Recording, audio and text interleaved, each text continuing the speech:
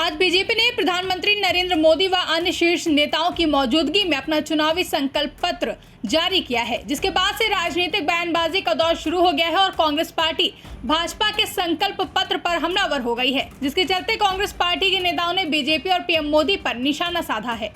अपने कार्यकाल में उन्होंने ऐसा कोई बड़ा काम नहीं किया जो सारे देश के जनता को, युवाओं को, किसानों को उससे लाभ हो। भाजपा को एक माफी पत्र और शर्मिंदा पत्र जारी करना चाहिए। जिस आदमी की खुद गारंटी नहीं, उसकी गारंटी का क्या मतलब? वो तमाम वादे रह गए हैं। भारतीय जनता पार्टी के चुनावी संकल्प पत्र पर कांग्रेस हमलावर है। इसी कड़ी में कांग्रेस अध्यक्ष मल्लिकार्जुन खड़गे ने कहा कि बीजेपी ने कहा था कि वह किसानों की आय दोगुनी करेगी। उन्होंने कहा था कि वह एमएसपी बढ़ाएंगे और कानूनी गारंटी लाएंगे। ये उनकी गारंटी है। किसानों की आमदनी डबल करूंगा, ये उन्होंने कहा था, वही गारंटी। और एमएसपी मैं बढ़ाऊंगा और एमएसपी को मैं लीगल स्टेटस दूंगा, ये कहा था, यही उसकी गारंटी। और अपने कार्यकाल में उन्होंने ऐसा कोई बड़ा काम नहीं किया जो सारे देश के जनता को, युवाओं को, किसानों को उससे लाभ हो। अब युवा तो नौकरी के लिए तड़प रहे हैं, रास्ते पे आए हैं और इन्फ्लेशन इतना बड़ा है, सभी दाम खाने पीने के और सभी चीजें आकाश को पहुंचे हैं, उसकी उनको फिक्र नहीं है। इन्फ्लेशन की, अनएम्प्लॉयमेंट की। वहीं कांग्रेस प्रवक्ता सुरेंद्र राजपूत ने भी तंज कसा है। कांग्रेस प्रवक्ता ने कहा कि बीजेपी को माफी पत्र या शर्मिंदा पत्र जारी करना चाहिए था, क्योंकि युवाओं को रोजगार नहीं मिल रहा है। भाजपा को एक माफी पत्र और शर्मिंदा पत्र जारी करना चाहिए। भाजपा को बताना चाहिए कि उन्होंने इलेक्टोरल बॉन्ड के नाम पर देश का इतना बड़ा घोटाला क्यों किया। भारतीय जनता पार्टी को बताना चाहिए कि उनके राज में डॉलर 58 रुपए से 84 रुपए क्यों चला गया। उन्हें बताना चाहिए कि पेट्रोल और डीजल के दाम शतक क्यों पार कर गए। उन्हें बताना चाहिए कि करोड़ों युवा आज की डेट में बेरोजगार क्यों हैं। उन्हें बताना चाहिए कि महंगाई इतनी ज्यादा क्यों बढ़ी हुई है। उन्हें ये भी जरूर बताना चाहिए कि चीन की जो सीमा पर चीन ने 4000 किलोमीटर का अतिक्रमण क्यों किया हुआ है।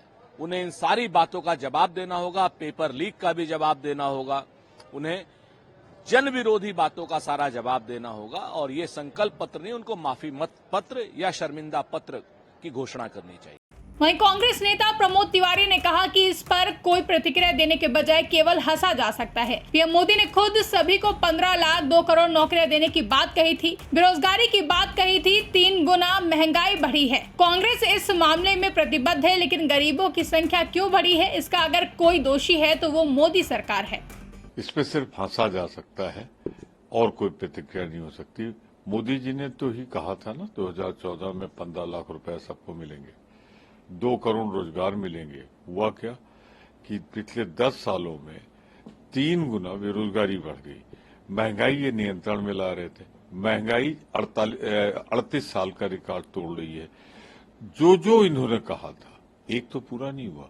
आज तो सचमुच सबसे बड़ी अगर किसी की क्रेडिबिलिटी खत्म हुई है तो मोदी जी की खुद की खत्म हो गई। तो जिस आदमी की खुद गारंटी नहीं, उसकी गारंटी का क्या महत्व? इतना ही नहीं, इस दौरान राजस्थान के पूर्व सीएम और कांग्रेस नेता अशोक गहलोत ने भी सवाल उठाए हैं और कहा कि बीजेपी के सारे वादे सिर्फ वादे ही रह गए हैं। आप भी सुनिए। मैं सोचता हूँ कि तो 14-19 में जो माहौल था वो स्थिति रही नहीं हम लोगों की। अब जो वादे करते करते निभाए नहीं, काला धन लेके आएंगे, 15 लाख रुपए खाते में डाल देंगे, किसानों की आमदनी दुगनी कर देंगे, लोकपाल लेके आएंगे, क्या क्या नहीं कहा गया। वो तमाम वादे रह गए हैं। तो उसके बाद में भी जो कुछ भी इनके वादे थे, किसानों का आंदोलन चला तो समय पर उसको ढंग से टैकल नहीं किया। 600-700 लोग मारे गए, वो पूरे कंट्री में इश्यू बना हो। जो लड़कियां बैठी हुई थी रेस्लर, वो भी अपना इश्यू है। जो घसीट के मर गया था, 3-4 किसान मर गए थे, वो भी इश्यू है। तो इतने इश्यू इनके सामने आ चुके हैं, अब वो क्रेडिबिलिटी वाली बात रही नहीं है बीजेपी की। अब मुझे लगता है कि अब ये मोदी के नाम से कब तक राजनीति करेंगे, क्योंकि सबको गायब कर दिया। जेपी नड्डा कुछ नहीं है, मंत्रिमंडल के लोगों कुछ मायने रखते नहीं हैं, और मेंबर पार्लियामेंट को पूछ नहीं रहा है। तो जो सत्ता के विकेंद्रीकरण होता है लोकतंत्र में, जिससे कि आवाज उठा सकता है मेंबर पार्लियामेंट अपने क्षेत्र की, फीडबैक लेके काम हो सकता है दिल्ली के अंदर, विभागों के अंदर, वो सब कोलैप्स हो गया है।